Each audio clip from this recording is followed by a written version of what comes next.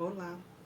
Sabemos que, como Secretaria da Educação do Estado de Pernambuco e diante da BNCC, Base Nacional Comum Curricular, temos um grande desafio que é fazer a revisitação do nosso projeto político-pedagógico.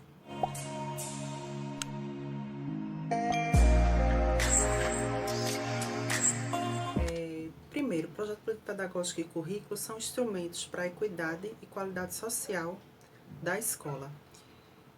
Ele precisa ser revisitado sempre. O nome projeto vem da palavra projecto, que significa lançar para adiante. Político diz respeito a que tipo de cidadão nós queremos formar, ou seja, que tipo de sociedade a gente deseja formar. E ele é pedagógico porque diz respeito à educação, à reflexão e à sistemática sobre as práticas educativas.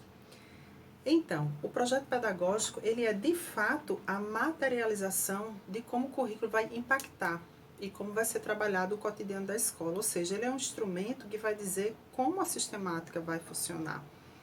E para isso, diante dessa nova visão de base que nós temos, a reelaboração dele vai garantir essa apropriação desse novo currículo que nos desafia como educadores. Então, vamos tentar pensar numa escala. BNCC, centro, é a base, é o Brasil inteiro. Por cima da BNCC, currículo de Pernambuco. Depois do currículo de Pernambuco vem um projeto político-pedagógico. E a prática de todo ele é a sala de aula, é o plano de aula do professor, do docente. Ou seja, a base, o nome fala, a base de toda a educação. Pensa, através da base, se pensou no currículo para o estado de Pernambuco, que se pensou no projeto pedagógico da escola, projeto pedagógico, que se pensou e se criou um plano de aula para o professor seguir. Então, o projeto pedagógico, ele é sistemático, ou seja, tem um sistema, tem um início, tem como se fazer. Ele deverá envolver e ser pensado por toda a comunidade escolar, ele não pode ser pensado por uma pessoa, ou por duas pessoas, ou por uma equipe. Ao término da construção, ele precisa ser apresentado a toda a comunidade educativa. E no mais, quando tiver todo apresentado, ele é enviado à gerência para as possíveis correções, caso haja necessidade. E depois dessas correções, ele é retomado lá para a Secretaria de Educação, onde, caso não precise de correção, será publicado no Diário Oficial. Então, o trâmite é esse: revisitar, chamar a comunidade escolar, de formas interativas no momento presente, para a gente dar continuidade. A comunidade precisa participar, os estudantes, os pais, os funcionários e professores. Algumas unidades educacionais, eles convidam, através de questionário, de formulários, de pergunta, de interação, e aí vai arquivando tudo isso para poder montar, os objetivos daquilo de se fazer. Projeto pedagógico em ação democrática. Mas o que seria uma escola democrática? Seria uma escola que tem que pensar que sujeito queremos formar, que valores são importantes para a escola, que escola nós queremos construir, que educação nós queremos desenvolver e que sociedade nós queremos ter, se fôssemos nos basear nessa construção coletiva. Então, a participação, o diálogo, ouvir o outro, é extremamente necessário. Vamos falar agora de 3 documentos. O documento da Base Nacional Comum Curricular. Ele é um documento normativo. Ele determina competências e habilidades e orienta o que fazer. Busca a equidade da educação ofertada no país. Já o documento do Currículo de Pernambuco, ele orienta a rota, o caminho, determina o como você pode fazer. Ele foi construído no regime de colaboração. E aí ele vai começando a estabelecer a aprendizagem, as habilidades e as competências que são baseadas na BNCC e são enriquecidas com o currículo de Pernambuco.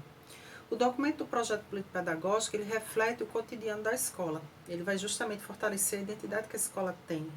Porque uma escola, por mais que a gente vá a uma escola não é a outra escola. Ela tem a base igual. Base nacional como curricular igual, mas elas não são a mesma escola, ela tem a sua própria identidade. né? E ela se organiza. O projeto político-pedagógico ajuda a organizar. E é um documento central.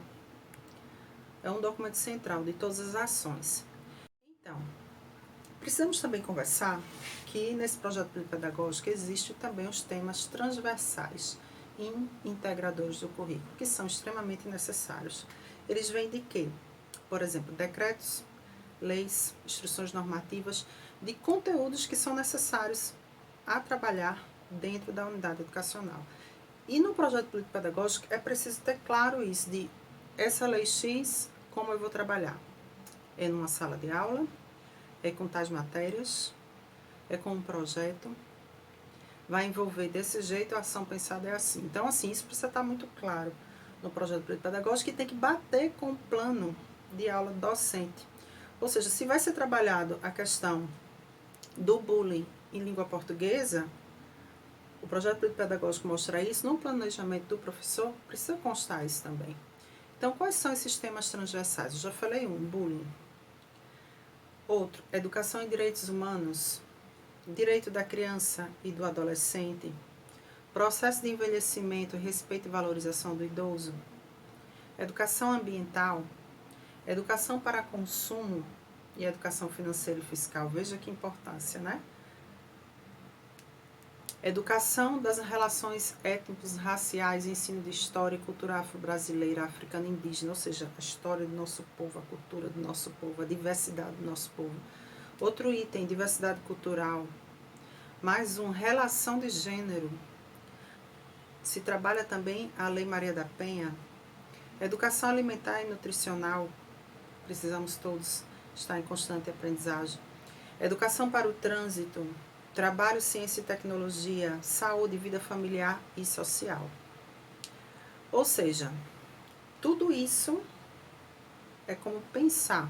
Essa foi a primeira parte, como pensar, o que é, como pensar e como construir. Agora vamos para a prática. E agora, quantas etapas são? São 5 etapas, 5 etapas. Contextualização histórica. Vamos falar sobre os indicadores, ou seja, os resultados. Vamos falar sobre missão, valores, princípios e filosofia.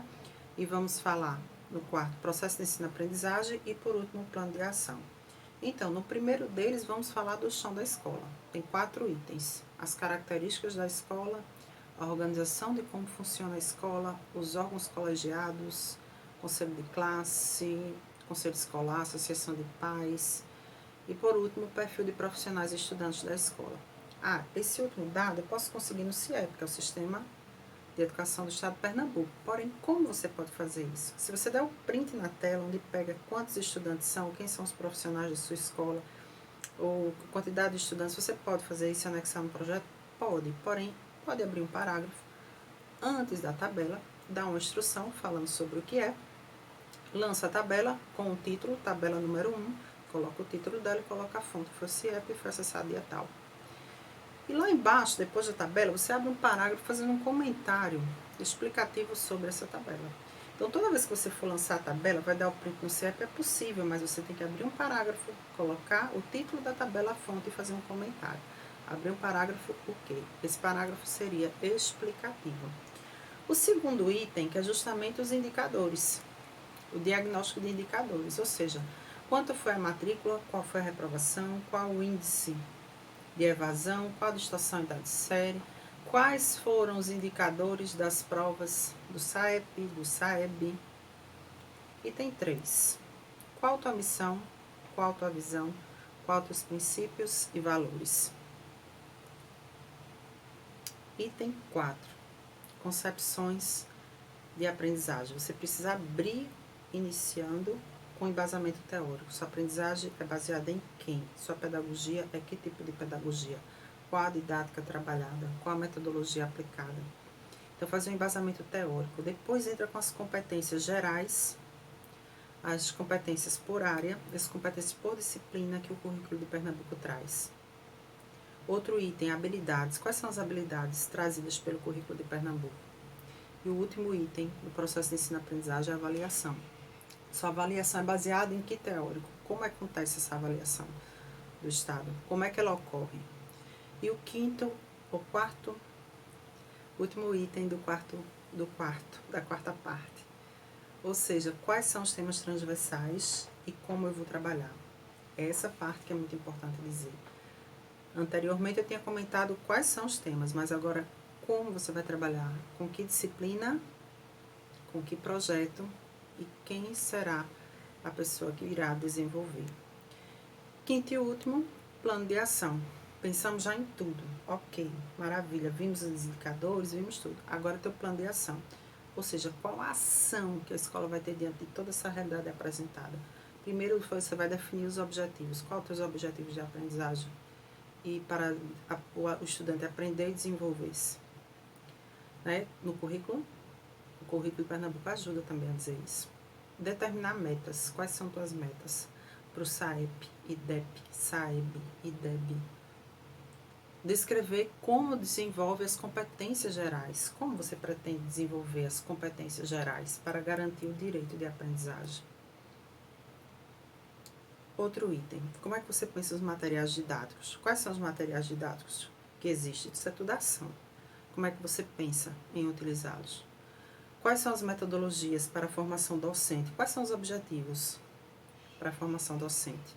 E aí você vem definir metas, estratégias e responsável. Cria uma tabela onde vai explicar o que, como, quem e quando. Ou seja, uma meta. Então, o último item da quinta parte do plano de ação é uma tabela que você vai criar e definir tudo isso. Ou seja, a formatação é as regras da ABNT. Seguir a norma 10.520 de 2002, que é a de citações, a 6023 de 2018, que é a de referências. E aí você coloca a margem do papel, fonte 3 para o lado esquerdo, 3 superior, 2 para o direito e 2 inferior. 2 centímetros e 3 centímetros. E aí o que ocorre? Você vai usar a fonte Times New Roman, tamanho 12, e o espaçamento 1,5. E a gente, assim que concluir, a gente entrega, espera as correções, caso necessário, devolve, faz as devidas correções, manda para a gerência, da gerência a gente segue para o estado de Pernambuco e aguarda as prováveis correções ou a publicação.